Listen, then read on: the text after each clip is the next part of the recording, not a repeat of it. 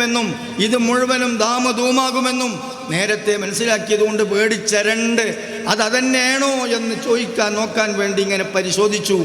അപ്പോൾ മക്കയിൽ നിന്ന് അവരെ നാട്ടിൽ നിന്ന് ആൾക്കാർ കച്ചവടത്തിന് വന്നിട്ടുണ്ട്. എന്നാൽ ഓലങ്ങട്ട് വിളിക്കി ദർബാറിലേക്ക് വിളിച്ചു, പാർലമെൻറ്റിലേക്ക് വിളിച്ചു. അവരെ മുമ്പിൽ ആരാണ് നിങ്ങളുടെ കൂട്ടത്തിൽ അവരേറ്റ് കൂടുതൽ അടുപ്പുള്ള ആൾ? അബൂ സുഫിയാനെ ചൂണ്ടി. അബൂ സുഫിയാൻ മുന്നിലിരുന്നു. ബാക്കിയുള്ളവരോട് ബാക്കിലിരിക്കാൻ പറഞ്ഞു. ബാക്കിയുള്ളവർ പറഞ്ഞു കളവ് പറഞ്ഞാൽ പൊള്ളു പറഞ്ഞാൽ ഉടനെ പിടികൂടണട്ടോ, ഉടനെ പിടികൂടണം എന്ന് പറഞ്ഞു. അവരെ ബാക്കിലിരുത്തി, കൂടെയുള്ള മറ്റുള്ള ആളുകളെ ബാക്കിലിരുത്തി ചോദ്യം തുടങ്ങി. ചോദിച്ച് അവസാനം എന്തൊക്കെ ആൾക്കാർ കൂടുന്നുണ്ടോ, കുറയാണോ, സാധുക്കളാണോ കൂടെ ഉള്ളത്, അതിലെ മുതലാളിമാരാണോ, അങ്ങോട്ട് കൂടിയോലാരെങ്കിലും ദേഷ്യപ്പെട്ടിട്ട് തിരിച്ചു പോരുന്നുണ്ടോ, ഇങ്ങനെ വ്യത്യസ്ത ക്വസ്റ്റ്യനുകൾ ഇങ്ങനെ ചോദിച്ച് ഇൻ്റർവ്യൂവിലെ ഇമ്പോർട്ടൻ്റായ ഒരു ചോദ്യം, അത്തത്തഹിമൂനഹു ബിൽ കദിബി, കളവ് പറയുമെന്ന് തോന്നുന്നുണ്ടോ എന്ന് ചോദിച്ചു. അതിന് നാടൻ മലയാളം അങ്ങനെ വെച്ചാൽ മതി. ഈ പ്രവാചകനായി വന്ന ആള് കളവ് പറയുമെന്ന് തോന്നുന്നുണ്ടോ എന്ന് ചോദിച്ചു. ഇല്ല, ഇതുവരെ ഒരു പൊള്ളും പറഞ്ഞിട്ടില്ല, പൊള്ളു പറയുന്ന ഞങ്ങൾക്ക് തോന്നണില്ല. ഇപ്പൊ ഒരു ഹുദൈബിയ സന്ധി നടക്കുന്നുണ്ട്. ആ സന്ധിയിൽ ഇനി എന്താ ആകാവോ? അബൂ സുഫിയാൻ എന്നവർ ഇസ്ലാമിലേക്ക് കയറി വന്നതിന് ശേഷം പറഞ്ഞു, എനിക്കൊരു പൂളും തിരുകാൻ പറ്റിയില്ല. ഇറക്കുലു രാജാവിൻ്റെ മുമ്പിൽ, ഇറക്കുലു രാജാവിൻ്റെ ചോദ്യത്തിൻ്റെ മുമ്പിൽ ഒരു പൂളും തിരുകാൻ പറ്റിയില്ല, ഒരു നെഗറ്റീവും പറയാൻ പറ്റില്ല. അവസാനം എനിക്ക് പറയാൻ ഒരു ചാൻസ് കിട്ടിയത് ഇവിടെയാണ്. ഇപ്പോൾ ഹുദൈബിയ സന്ധിയിലാണ്. അതിലെന്താകുമെന്നറിയില്ല, ഇത് മാത്രമേ എനിക്ക് പറയാൻ പറ്റിയതുള്ളൂ. ശത്രു ഇൻ്റർവ്യൂ ചെയ്യുന്നു, ശത്രുവിനെ ഇൻ്റർവ്യൂ ചെയ്യുന്നു, ശത്രുക്കൾ സർട്ടിഫൈ ചെയ്യുന്നു. പാർലമെൻറ്റിൽ വെച്ച്, ആ സവിധത്തിൽ വെച്ച് അവർ സർട്ടിഫൈ ചെയ്യുന്നു. അബൂ സുഫിയാൻ എന്നവർ ഇസ്ലാമിലേക്ക് വരുന്നു. ഇറഖ് രാജാവുമായി ഉണ്ടായ സംഭാഷണം മണിയായിട്ട് രേഖപ്പെടുത്തുന്നു. രേഖപ്പെടുത്തിയത് സഹാബത്ത് എഴുതി വെക്കുന്നു. ഖിയാമത്ത് നാൾ വരെ ഇറഖ് രാജാവിൻ്റെ കൊട്ടാരത്തിൽ വെച്ച് നടത്തിയ ഈ ഇൻ്റർവ്യൂ ശക്തമായി നിലനിൽക്കുന്നു. ബഹുമാനപ്പെട്ട ഇമാം ബുഖാരി റളിയല്ലാഹു അൻഹു തൻ്റെ സഹീഹുൽ ബുഖാരിയിൽ റിപ്പോർട്ട് ചെയ്തു, എനിക്ക് മുത്തുനബിയുടെ റിസാലത്തിൻ്റെ ഏറ്റവും വലിയ മർമ്മമായ തെളിവായി എനിക്ക് തോന്നി, എൻ്റെ ജീവിതത്തിൽ തോന്നിയത് അതാണ്. അതിനുവേണ്ടിയാണത്. ഒരു അനുകൂലിച്ച ഒരാൾ എന്നോട് ഇപ്പം നിങ്ങളെപ്പറ്റി ചോദിക്കുകയാണ്, അല്ലെങ്കിൽ നിങ്ങൾ എന്നോട് ചോദിക്കുകയാണ് എന്നുണ്ടെങ്കിൽ നമ്മൾ തമ്മിൽ സംഘടനക്കാരല്ലേ, അവർ തമ്മിൽ അങ്ങനെയല്ലേ പറയുള്ളൂ. ശത്രു ഇൻ്റർവ്യൂ നടത്തുന്നത് ശത്രു, മറുപടി പറയുന്നതും ശത്രു, സർട്ടിഫൈ ചെയ്യാൻ ബാക്കിലിരുത്തിയതും ശത്രുക്കളെ, ചോദിക്കുന്നതാണെങ്കിലോ അമ്മാതിരി സ്ഥലത്ത് വെച്ചിട്ട് എങ്ങനെങ്കിലും മറ്റൊരു തമാശയും കൂടിയുണ്ട്. ഇറഖ് രാജാവിനിക്ക് വിശ്വസിക്കാൻ വേണ്ടി എല്ലത് ചോദിക്കണത്. ഇറഖ് രാജാവിനിക്ക് എങ്ങനെങ്കിലും ഇത് ആ പ്രവാചകരല്ലാതിരിക്കട്ടെ എന്ന് ആശിച്ചാ ചോദിക്കണത്. ചോദ്യം എങ്ങനെ കേട്ടാ തോന്നും ഇതൊക്കെ പാടെ കേട്ടിട്ട് വിശ്വസിക്കാൻ വേണ്ടി പോവാണ്. വിശ്വസിച്ചിട്ടില്ലെന്ന് മാത്രമല്ല, ഇത് ആ പ്രവാചകനല്ലാതിരിക്കട്ടെ എന്ന് ആശിച്ച് ചോദിക്കുന്നു. അബൂ സുഫിയാൻ എന്നവർ എന്തെങ്കിലും നിലക്ക് ഒരു വീക്ക് പറഞ്ഞിട്ട് ഇതിൽ നിന്ന് ഈ ഇറഖ് രാജാവിനെ തട്ടിത്തെറിപ്പിച്ചാൻ പറ്റിയെങ്കിൽ എന്നാഗ്രഹിക്കുന്നു. അങ്ങനത്തെ രണ്ട് ശത്രുക്കൾ. ഇറഖ് രാജാവിനിക്ക് ഈ പറഞ്ഞതൊന്നും രസിച്ച ഉത്തരമല്ല. അബൂ സുഫിയാൻ ഈ പറഞ്ഞ ഉത്തരങ്ങളൊന്നും രസിച്ചു പറഞ്ഞതല്ല. എല്ലാം കയ്പുനേരി കടിച്ചിറക്കി പറഞ്ഞതാ, കയ്പുനേരി കടിച്ചിറക്കി കേട്ടതാ. ഈ പ്രതികൂല സാഹചര്യങ്ങൾ മുഴുവനും ഉണ്ടായിട്ടും അവർക്ക് സത്യം പറയേണ്ടി വന്നു. ആ സത്യം ഖിയാമത്ത് നാൾ വരെ നിലനിൽക്കും. മുത്തുനബി സാദിഖാണ്. ഇനി നിങ്ങൾക്കൊരു കാര്യവും കൂടി പറയാം, ഇതിൽ കൂടുതൽ സമയം നമ്മൾക്കില്ല. ഒറ്റ കാര്യവും കൂടി പറയാം. ഈ ഹബീബായ മുത്തുനബി സല്ലല്ലാഹു അലൈഹി വസല്ലം തങ്ങളുടെ കൂടെ കൂടിയവർ, സിദ്ദീഖ് എന്നവർ കൂടി, ഖദീജ ബീവിയമ്മ കൂടി, അലി തങ്ങൾ കൂടി, ഉസ്മാൻ തങ്ങൾ കൂടി, 40-ാമത്തെ ഉമർ തങ്ങൾ കൂടി, അങ്ങനെ കൂടി എന്താ ഒരവസ്ഥ? ഒരാളെ കൂടെ കൂടുകയും, എപ്പോഴാണ് ഒരാളെ കൂടെ കൂടല്? നല്ലോണം കിട്ടണം അല്ലേ? ഗൾഫേരൊക്കെ വന്നു കഴിഞ്ഞാൽ എന്താണ്ടാല്, ഗൾഫേരൊക്കെ വന്നു കഴിഞ്ഞാൽ കായ് കയ്യോളപ്പം ആളുണ്ടാവും.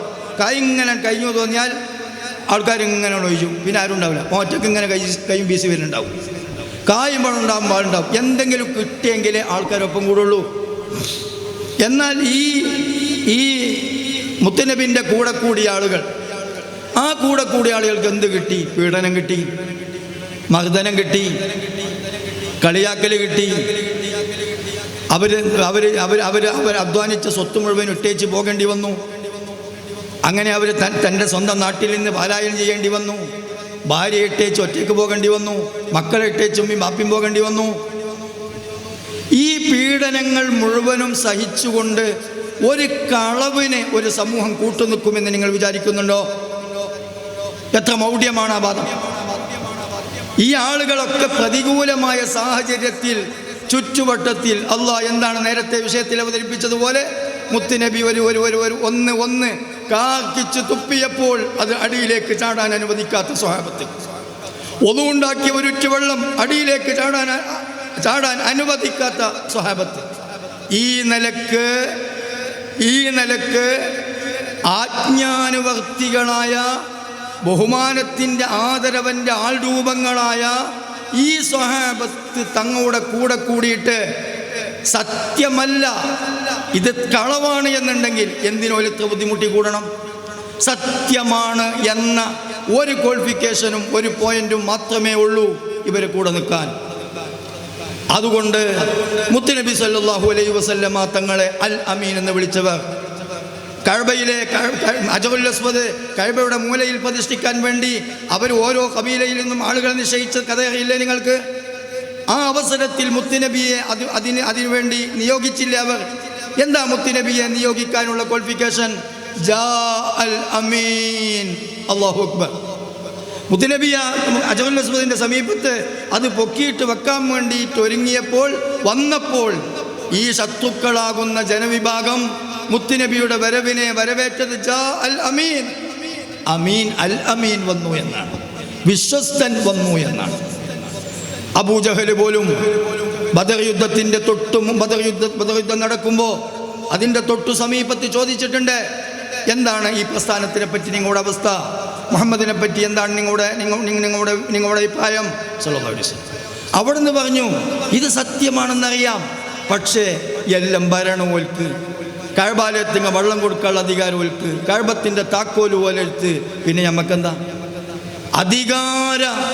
അധികാരത്തിനോടുള്ള അവരുടെ ഇഷ്കും പ്രേമവും, അധികാരം നഷ്ടപ്പെടുന്നതിൽ, കാരണോത്ഥാനം നഷ്ടപ്പെടുന്നതിൽ, നാട്ടുപ്രമാണിത്വം നഷ്ടപ്പെടുന്നതിൽ, ജന്മിത്വവും ആഢ്യത്വവും നഷ്ടപ്പെടുന്നതിലുള്ള അവരുടെ വേവലാതി മാത്രമാണ് മുത്തുനബിയുടെ റിസാലത്ത് അംഗീകരിക്കുന്നതിൽ അവരെ തടസ്സപ്പെടുത്തി നിർത്തിയത്. അതുകൊണ്ട് 90,000 മുഅ്ജിസത്തിന്റെ അകമ്പടി സേവിച്ച് ഇന്ന് നമ്മുടെ പരിശുദ്ധ ഖുർആനിലെ സൂറകളിൽ നിന്ന് ഏറ്റവും ചെറിയ സൂറയോട് സമാനമായ ഒരു സൂറത്ത് കൊണ്ടുവരാൻ ആർക്ക് സാധിച്ചാലും അവിടെ വെച്ച് ഇസ്ലാം അധ്യായം അടച്ചുപൂട്ടി ഇത് മിഥ്യയാണെന്ന് പ്രഖ്യാപിക്കുമെന്ന് പറയാൻ മാത്രമുള്ള ഒരു പ്രത്യയശാസ്ത്രം ഏതാണ് ലോകത്തുള്ളത്? ഏതെങ്കിലും പ്രത്യയശാസ്ത്രത്തെ സംബന്ധിച്ച് പറയട്ടെ, ഇന്നതാണ് ഞങ്ങളുടെ തെളിവ്. ഈ തെളിവിന് വിഘാതമായൊരു സംഭവം ഞങ്ങളുടെ മതത്തിൽ നിങ്ങൾക്ക് കൊണ്ടുവരാൻ സാധിച്ചാൽ ഞങ്ങളുടെ അധ്യായം അടച്ചുപൂട്ടുമെന്ന് പറയാനുള്ള ഏത് പ്രത്യയശാസ്ത്രമാണ് ലോകത്ത് ഇന്ന് പ്രവർത്തിച്ചുകൊണ്ടിരിക്കുന്നത്? ഇസ്ലാം അല്ലാതെ. ഇത്രയും നിവർന്ന, ഇത്രയും അധ്യായങ്ങൾ തുറന്നു വെച്ച ഈ മുത്തുനബിയുടെ സ്വീകാര്യതയും അൽ അമീൻ എന്ന് വിളിച്ചതും 40 വർഷമായി ഒരു എന്തെങ്കിലും ഒരു കറുത്ത പുള്ളി കാണിച്ചു തരാവോ എന്ന് ചോദിച്ചതും നേരത്തെ പറഞ്ഞ അനുകൂല സാഹചര്യങ്ങളും എല്ലാം വെച്ചുകൊണ്ട് മുത്തുനബിയുടെ റിസാലത്ത് സുനിശ്ചിതമാണ്. മുത്തുനബി പ്രവാചകരായി അയക്കപ്പെട്ടു എന്നത് ഏറ്റവും വലിയ നേരും സത്യവുമാണ്. അതുകൊണ്ട് ആ മുത്തുനബിയെ സംബന്ധിച്ച് മനസ്സിലാക്കുകയും ആ മുത്തുനബിയെ മഹബത്ത് വെക്കുകയും ചെയ്തുകൊണ്ട് എൻ്റെ പ്രിയപ്പെട്ട അഹ്ബാബിങ്ങളും ഞാനും ഈ രംഗത്ത് വളരെ ശുഷ്കാന്തിയോട് ഉണ്ടാകണമെന്ന് ആവശ്യപ്പെട്ട് വാഖിഉ ദഅ്വാനാ അനിൽ ഹംദുലില്ലാഹി റബ്ബിൽ ആലമീൻ. അസ്സലാമു അലൈക്കും വറഹ്മത്തുള്ളാഹി തആല വബറകാതുഹു.